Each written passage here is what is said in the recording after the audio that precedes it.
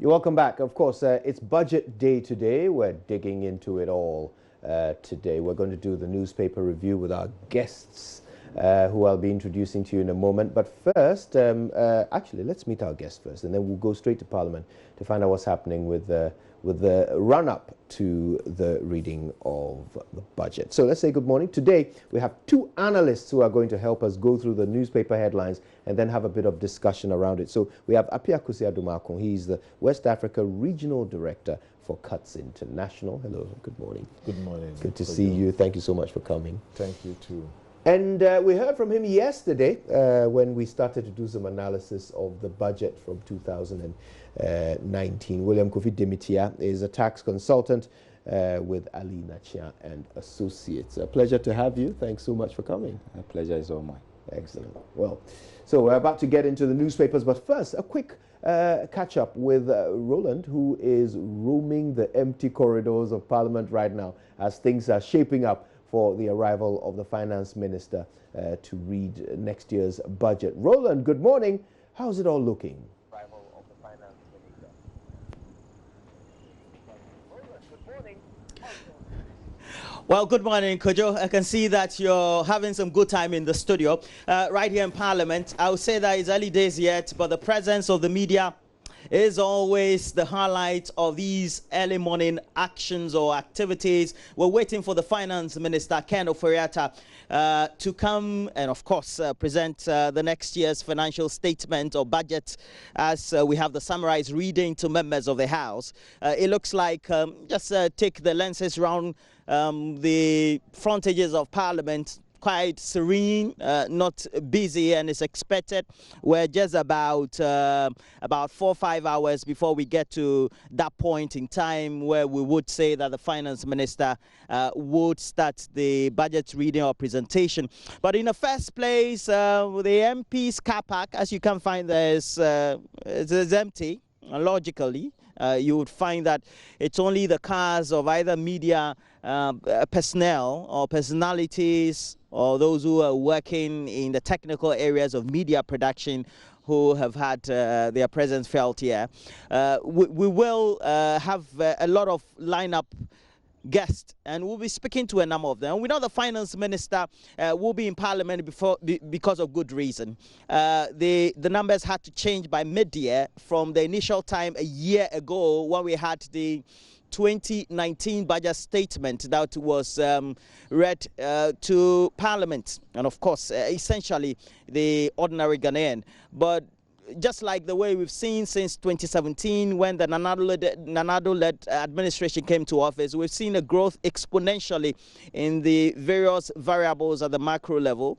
So that also has been influenced by a lot of inflows into the country, more so the management of the fiscal expenditure and the way the extractive sectors of the economy has contributed significantly to the growth.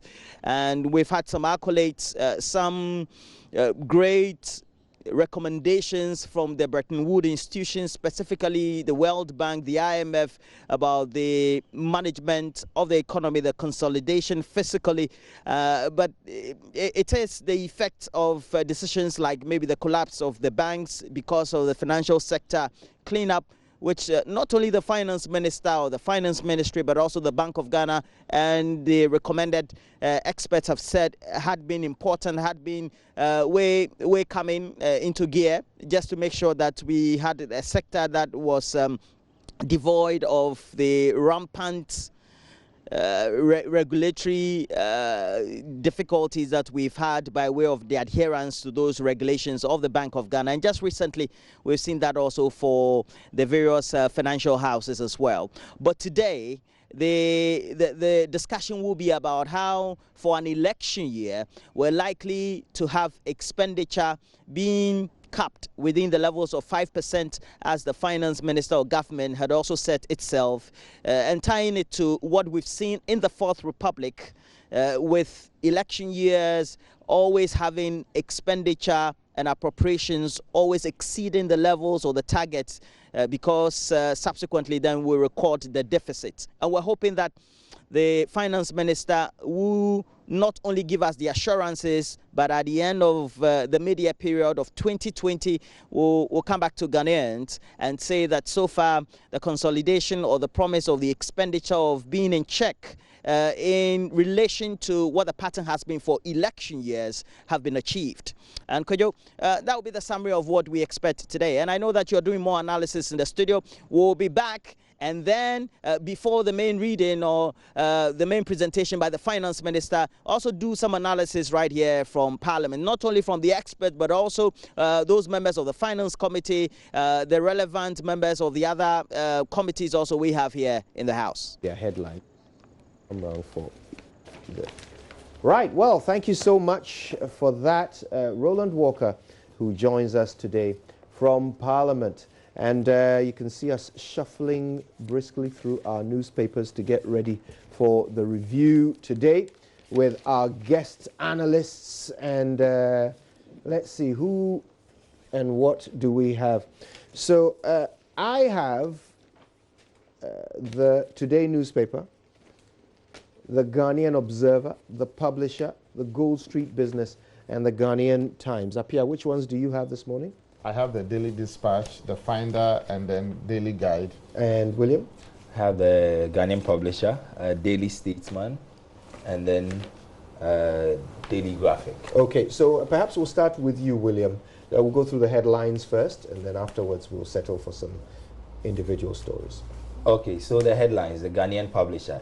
December referendum, NDC divided over yes or no.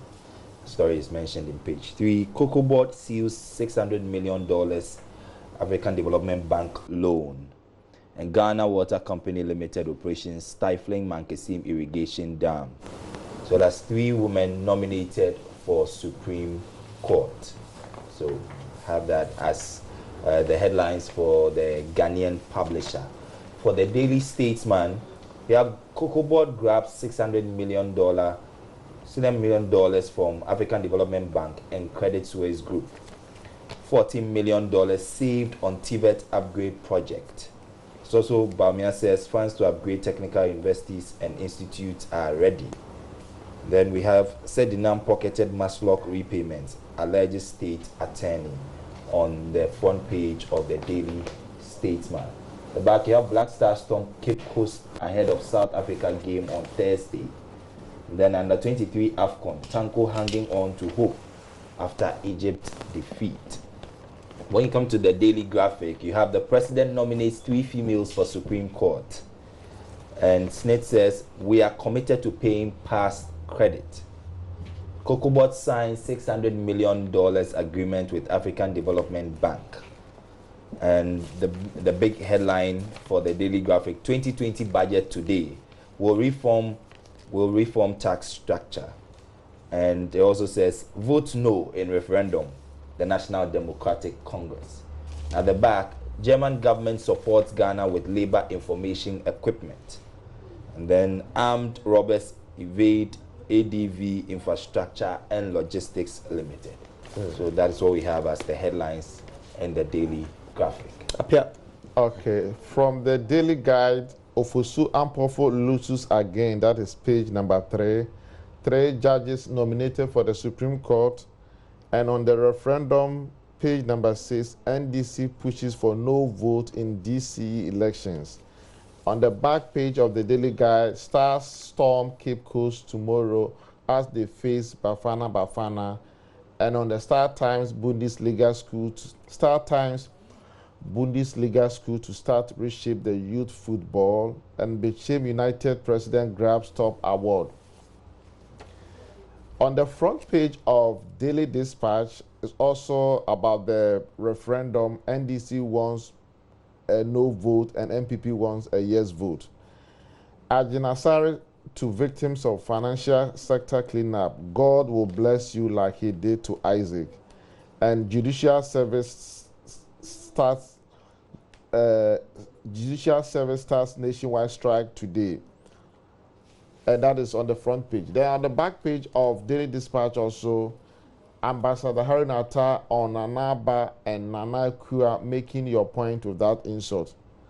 And another story there which continues from page number 2. as a shadow 2020 election during December's 17th referendum, NDC campaigns for no, whilst MPP campaigns for yes. And finally, on the Finder, 51% not aware of the December 17 referendum, 2020 budget to focus on economic transformation, and government to develop migration labor policy.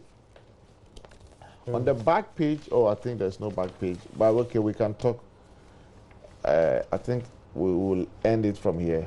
Okay, well, thank you very much, Apia. I've got a few of the papers here. I'll start with the Today newspaper. Banner headline today, Oforiatta presents election budget today. Vote no in referendum, NDC urges Ghanaians. Court strikes out. Contempt case against Shatter's dad is also on the front page. Looking at the back, MTN congratulates Swag for technology innovation. Not much has changed for Ghana since AFCON. And CK marks managerial debut with Black Stars. Let's also pay attention to Tanko hanging on to hope after Egypt defeat. Also on the back page of the Today newspaper. The Ghanaian Observer next. Banner headline, Cocoa Board grabs $600 million from ADB and Credit Suisse. No new taxes, budget overruns in 2020 as Finance Minister presents 2020 budget. That is being attributed to Dr. Asibe Yeboah. Government secures funds for technical and vocational institutions upgrade. Akufo-Addo assures investors of disciplined spending ahead of 2020 elections. And President Akufo-Addo nominates 3 new judges to the Supreme Court. Let's have a glance at the back where there are 3 sports stories. Under 23 AFCON, Tanko turns to mathematics after Egypt lost. Klopp calls for change to VAR system, and 2021 AFCON qualifiers. Injuries ravage Ghana squad ahead of South Africa match. Not a good place to be if you're Coach Kwesi Appiah, or indeed any of the players. All right, the publisher has these. Banner headline, Akufo-Addo appoints 3 to Supreme Court. Gunmen killed 2 kids in Kintampo. Shocking story there. Details on page 6. Appiah celebrates 200 hits in 20 years and more. Now, that's a prolific producer. Vile propaganda against ONMA MCE fails. Madman attacks police, also on page 6, and that does it for the publisher. The Gold Street Business has a number of headlines this morning, as you will expect on Budget Day. GNPC assesses Voltarian Basin 2D data. Results so far very encouraging. 3D seismic survey and exploration begins next year. Well, there's some $43 million they could have used for that, which went to other things. Ghana's oil palm industry identifies huge export prospects in ECOWAS market. Details on page 4. Also, Accra SkyTrain investment project receives major boost. Repo guidelines take effect from April 2020. And Ghana's fund management industry meltdown. Details on pages 12 and 13. Let's touch on the back page where Vodafone saves 5-year-old with eye tumor. And Ogilvy Africa names Vikas Mehta as CEO are the 2 stories being highlighted. Okay, I'll end with the Ghanaian Times. And this morning, banking sector cleanup. Government fully supports Bank of Ghana and SEC. That's according to the Vice President. Most Ghanaians are unaware of December 17 referendum. That's according to a survey. Cocoa Board bags $600 million loan facility from AFDB and Credit Suisse and Group AG. Okay. All right. Today's presentation in Parliament, 2020 budget to focus on macroeconomic stability, job creation, infrastructure development. Details of that on page 26 of the Ghanaian Times. Now let's look at the back page where the 2 headlines are: build resilient cities to curb climate threat, that's according to stakeholders, and campaign to prevent road crashes in Greater Accra launched. Right, okay, there we go. So any particular stories you want us to zoom in on? Start with you, William. Yes, obviously the 2020 budget No doubt. being read today is something that piques my attention, particularly because of what is stated in the Daily Graphic as sources that they've picked up, is that government intends to reform the tax structure of Ghana. And when we talk about the tax structure, it's a broad term. To my understanding, it involves, one, the assessing, two, the administration and collection of taxes in Ghana. So it's a whole system. It goes across. It's not just merely increasing tax rates. It goes beyond that, looking at the entire architecture in Ghana, what we have to be able to raise, collect and enforce taxes as far as we're concerned. Now, when I read the story, what I get is that government is looking at rationalizing the tax expenditure regime. Yes, there's a bill that is currently before Parliament, and I know that government is not rushing it because a lot of stakeholders have raised some concerns about the provisions in that exemptions bill. But one thing we all agree on as a nation is that we are on a path that is not sustainable as far as our exemptions are concerned. Almost every project, major project that is executed in Ghana has embedded in it tax exemptions in the millions of dollars. And there is a need for us to rationalize it and find out whether there's any way we can, as it were, save some of the tax revenue we give out. And so these are critical things we'll be looking for highlights from government. What will government do to be able to enable us to rake in the needed revenue? Because our expenditure lines are going to go up, obviously, as the years go by and as there's inflation. And as people press for more goods and services, we are complaining our roads are not good enough. We are complaining that we want a lot of social services. Government needs to be able to fund the funding for it. And for me, it's a critical part of the presentation that the Minister of Finance will make. Without the revenue, we only have the option of going to borrow. Right. And as we have known, this year, our projected amount we are spending as interest on repayment of our debt is about 18.6 billion Ghana 18.6 billion Ghana cedis. Bearing in mind that the entire budget is to spend about 80 billion. Yes, so we revised it up from the previous 70. Initially we said we were going to spend about 74 billion Ghana cedis. And if you look at 18.6 billion going to just one line item, interest repayment on debt, then it tells you we are on a path that we have to find a way to resolve it. So those are critical things I'll be looking for: how government raises the needed revenue and how government rationalizes its expenditure. Those are critical components of the budget I'm looking at. And we'll be all ears waiting for the measures the Minister of Finance will put up. And I'm very sure that we can debate the issues and the policies that government brings up whenever we hear the details. Now, of course, tax is a big issue. Every budget sets targets for revenue on which the nation really relies in order to meet its obligations. But this year has not been good in terms of meeting our targets. In fact, for the first half of the year, we were lagging behind. They're hoping that they'll actually catch up in this last month, that we will actually meet our targets for the year. I don't know how they intend to do that. But for me, the thing that amazes me is the fact that all of our talk about tax really relates to 20% of the economic population. 80% is the informal sector. They're not taxed. We don't even know who they are, let alone where they are, in order to determine how much they should pay and when they should pay it. So 80% going untaxed. We're not a poor country. We could actually be funding everything on our budget from tax alone if only we were more efficient with our collections. Why do you think this nation has never succeeded in taxing the informal sector? Okay, I attribute it to two main reasons. One, you cannot tax that which you cannot track. Okay, so the very first step in taxation is to, one, identify the taxpayer. You have to, apart from your tax laws which says everybody should pay, in this context, income taxes, you have to identify the taxpayer. And when you identify the taxpayer, you should go a step further to identify the income of the taxpayer and then be able to assess the person to tax for the person to pay it. As you said, it is difficult to identify taxpayers in the informal sector.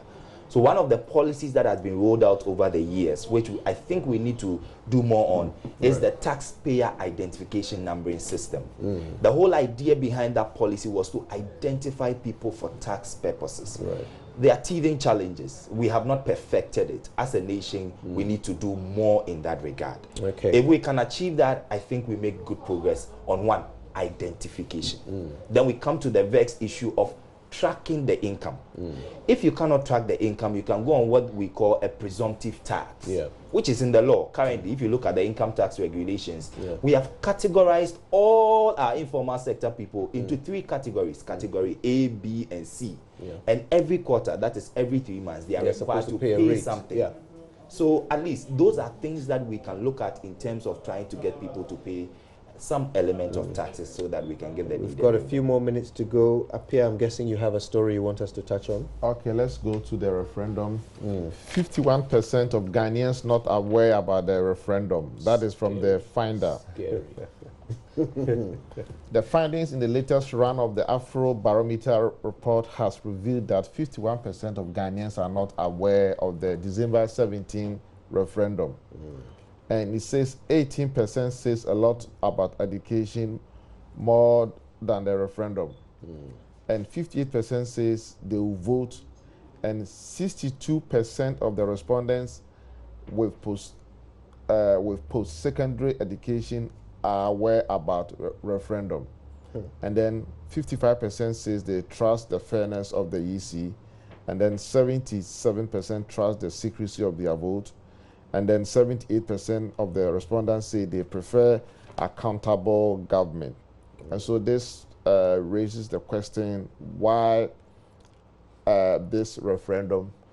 I mean, personally, I want these MMDCs to be elected to make them more accountable to the people. Currently, as it stands now, when somebody is appointed as a DC, his next year is becoming an MP. So whenever they get there, they don't focus on the work. And they see it as a transition point to becoming an MP. And until we elect them and make them accountable to the people who elected them, we will never see progress in our country. But here's the thing, and this is another part of the problem. This referendum has nothing to do with MMDCs. This is the thing that people don't seem to realize. It's about district assembly elections, district assemblies and below. So assemblymen and women, unit committee members, they are the ones that this referendum is about. And whether they can whether or not, actually, yes, whether or not we should elect them on political grounds. It's not even about whether or not they should be elected. Whether or not they should be elected on political grounds. They are already elected. But whether or not it should be on political grounds. That's what this entire thing is about. MMDCs, see, I don't know who is even bringing them in. Because that law, Act 55, has nothing to do with MMDCs. They have their own. 235 or something. Nothing to do with MMDCs. So already that is confusion. Yes, and it's also confusing because the president in his, I think one of his statements said they are going to make DCs elected. And now when you are going to parliament with the law, with the bill, and then you kind of switch gear, I think it's something that we have to also ask the relevant. But for me, I think we should do what's best for the country and not what is best for political party. I so agree with you. So in fact, it's important that the question is being asked. I don't think it was necessary for us to have a referendum about it, you know, but because actually, if you think about it, in order for it to be done on a partisan basis or not, you don't actually require, anyway. We'll talk more about this later. I'm told we've run out of time. We're going to go for sports. But of course, we're staying together because we have a lot more to discuss as the show goes on. So stay with us. The sports team is up next with all the headlines from around the world of sports. But the AM show is live from Parliament. And of course, in studio, we continue to discuss Budget 2020. Stay with us.